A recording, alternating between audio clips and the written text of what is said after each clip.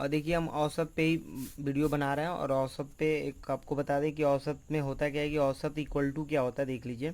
तो फिर से बता रहे हैं कि जो औसत इक्वल टू होता है, तो औसत इक्वल टू हो जाता है राशियों का योग, देख लीजिएगा, राशियों का योग बटा राशियों की संख्या। मैं इसमें लिख रहा हूँ क्योंकि इसमें ज़रूरत है इसकी, राशियों की संख्या। अब देख लीजिए, राशियों का कुल योग होता है बटा राशियों की कुल संख्या होती है। तो यदि औसत इक्वल टू ये चीज़ होता है, अब इसमें हम आगे आपको सूत्र बता दें, केवल राशियों का योग इक्वल टू, ये राशियों का योग यदि यहीं पे रख दिया जाए, राशियों का योग, राशियों का योग इक्वल टू क्या हो जाएगा, तो ये जो औसत है, ये जो राशियों की संख्या है, ये इधर भाग में उधर जाके गुणा कराएगा। तो यानी कि हो जाएगा औसत इंटू हो जाएगा संख्या। आप लिख सकते हैं ओनली संख्या लिख दीजिए, मतलब आप समझ सकते हैं कि राशियों की संख्या है। तो ये हमारा एक सूत्र मैं पहले वीडियो में बता चुका हूँ, ये फिर से एक बार देख लीजिए, इसका बार बार ज़रूरत है। मतलब किसी भी राशियों का योग जो होगा वो उसके औसत और उसके संख्या के गुणनफल के बराबर होता है, यानी राशियों का योग बराबर औसत गुणे संख्या। अब देखिए हम हेडिंग पढ़ने वाले हैं कि जब समूह में कई व्यक्ति शामिल हो जाए।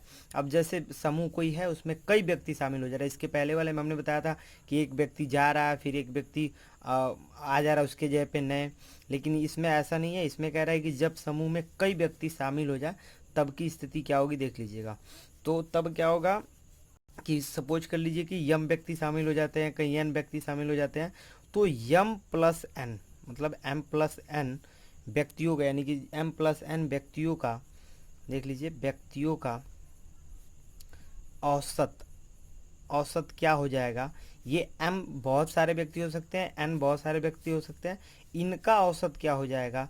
तो हम बता दें कि एम व्यक्ति होंगे, तो एम व्यक्तियों का योग, एम व्यक्तियों का योग प्लस हो जाता है एन व्यक्तियों का योग। देख लीजिए, एन व्यक्तियों का योग बहुत ही आसान होगा, एन व्यक्तियों का योग बटा हो जाता है m प्लस एन, मतलब कि दोनों व्यक्तियों की संख्याओं को ऐड कर लिया जाता है। बहुत ही आसान फार्मूला है, बट समझना पड़ेगा। सवाल समझेंगे एक बार और, देख लीजिए कि जब समूह में कई व्यक्ति शामिल हो जाएं तो m प्लस एन व्यक्तियों का जो औसत निकाला जाएगा, यानी कि उन सभी व्यक्तियों का औसत कैसे निकाला जाएगा, तो m व्यक्तियों का योग और n व्यक्तियों का योग करके निकालेंगे हम, ठीक है। चलिए हम सवाल बताते हैं, बिल्कुल आसान। देख लीजिए, जैसे कह रहा है इसमें कि यदि 30 परिणामों का औसत 20 है, देखिए 30 परिणाम है और औसत उसका 20 है, मतलब ये 30 क्या है, संख्या है, और औसत क्या है, 20 है। तो इन दोनों का योग क्या होगा, मैं आपको यहाँ बता दूं कि योग कैसे निकाला जाता है। तो औसत, औसत इंटू संख्या, ठीक है। तो यहाँ से यहाँ तक इन दोनों का मल्टीप्लाई हो जाए तो इनका योग निकल जाएगा। तो कह रहा है यम व्यक्तियों का योग, यानी कि ये निकालने के लिए हमको एम व्यक्तियों का योग चाहिए प्लस एन व्यक्तियों का योग चाहिए बटा एम प्लस एन चाहिए। अब देखिए यहाँ पे मैं इसको डायरेक्ट सॉल्व कर रहा हूँ।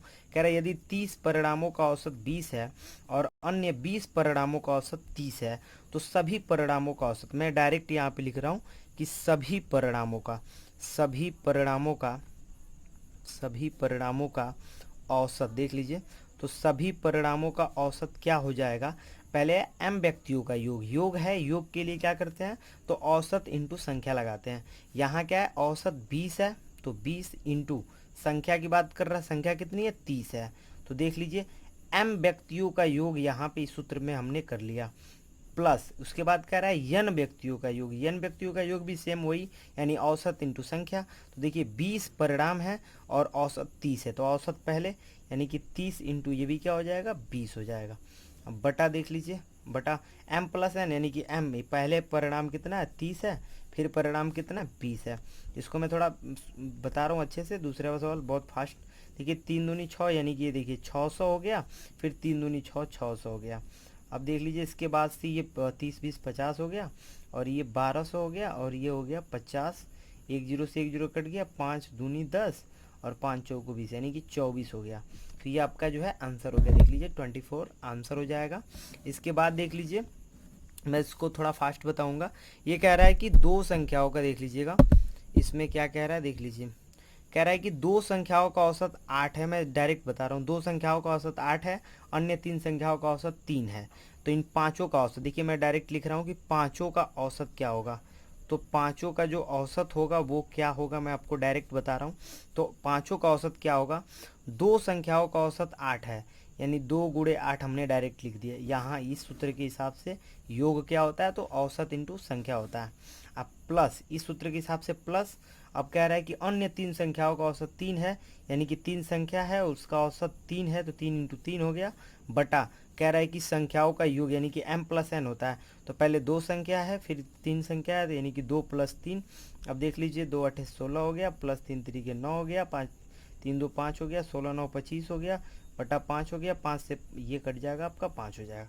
मतलब पाँचों का औसत कितना होगा, 5 होगा।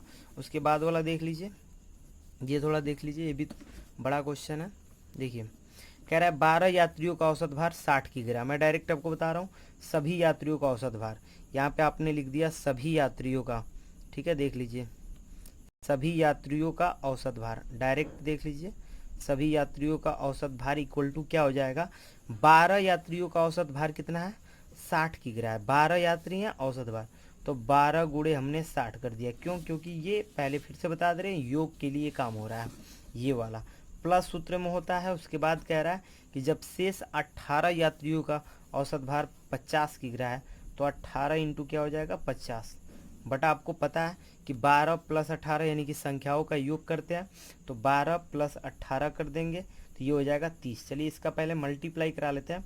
तो 12 × 6 = 72, ये 72 हो गया, एक जीरो बढ़ जाएगा, प्लस देखिए इसका मल्टीप्लाई बाकी है, हम करा दे रहे हैं। 12 × 18 ये हो गया 30, 18 और ये सॉरी ये 55 दिया हुआ है, 55, तो यहाँ पे 55 रखेंगे, 55, 18 का 55 में मल्टीप्लाई कराएंगे। चलिए हम आपको मल्टीप्लाई एक थोड़ा इसमें शॉर्ट बता रहा हूँ, मल्टीप्लाई कैसे कराते हैं। 18 का ना, 18 × 55 का मैं मल्टीप्लाई करा के आपको बता रहा हूँ कैसे कराते हैं। पहले देख लीजिए 5 का 8 में गुणा कराएंगे, तो 5 × 8 = 40 हो गया। उसके बाद से इसका इसमें गुणा हो गया। अब देखिए क्या करते हैं, इसका इसमें गुणा कराएंगे, और यहाँ पे बचा हासिल 4, तो 5 एकम में 5 और 8 × 5 = 40, 40 और 4 44, 40, 5 एकम में 5 यानी 45, और 45 और 4 49, क्यों 9 हो जाएगा। अब प्लस बचा हासिल हासिल बचा 4, 5 एकम 5 4 9 हो जाएगा, 990 हो गया। देखिए ये गुणा कैसे कराते हैं एक बार फिर बता दे रहा हूँ, यहाँ पे अच्छे से देख लीजिए।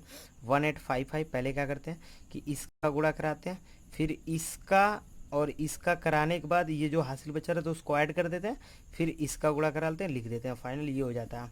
अब देख लीजिए यहाँ पे हो रहा है 990, 990 हमने लिख दिया, 0 0 हो गया, और 9 2 11 हो गया। उसके बाद से देख लीजिए एक बचा, 9 7 16 1 17 हो गया, बटा जो है 30 हो गया, 0 से 0 कट गया, और ये देखिए 3 × 5 = 15 हो जाएगा, और 3 × 7 = 21 हो जाएगा, 21 यानी कि 57 किग्रा हो जाएगा।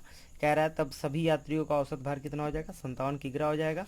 इसके बाद देख लीजिए, ये मैं आपको स्क्रीनशॉट लेने के लिए दे रहा हूँ, और इतने क्वेश्चन है, देख लीजिए स्क्रीनशॉट हो जाएगा, हाँ ले सकते हैं आप। इसको सॉल्व करके बताइएगा, बहुत ही आसान क्वेश्चन है, सारा ही आसान है, जैसे हमने बताया सेम वैसे ही है।